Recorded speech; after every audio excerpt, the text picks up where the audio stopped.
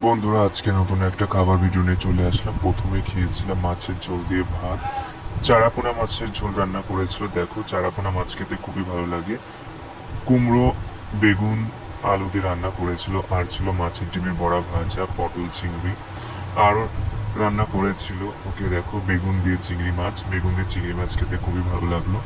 আর তার সাথে ছিল কাঁঠালের দানা দিয়ে মিক্সড ভেজ। প্রথমে খেয়েছিলাম কাঁঠালের দানা দিয়ে মিক্সড ভেজ, যেটা খেতে খুবই ভালো লেগেছিল। অনেকদিন পরে আবার কাঁঠালের দানা খেলাম, খেতে কিন্তু খুব ভালো লাগলো। তারপরে খেলাম ডিমের ঝোল। ডিম খেতে আমার খুবই ভালো লাগে। তোমাদের কেমন লাগে ডিম খেতে? মিক্সড ভেজ খাওয়ার পরে দেখলাম সোয়াবিনের তরকারিও রান্না করেছিল। তারপরে গরম গরম এক বাটি সোয়াবিনের তরকারি এলাম। আর ছিল একটা ঘ্যাট। প্রথমে খেলাম সোয়াবিনের তরকারিটা, খেতে কিন্তু খুবই ভালো লেগেছিল। সোয়াবিনের তরকারিটা আমি রান্না করেছিলাম, খুব ভালো লাগলো খেতে। তারপরে খেলাম ঘ্যাট দিয়ে, দেখো, আর মাছ ভাজা ছিল।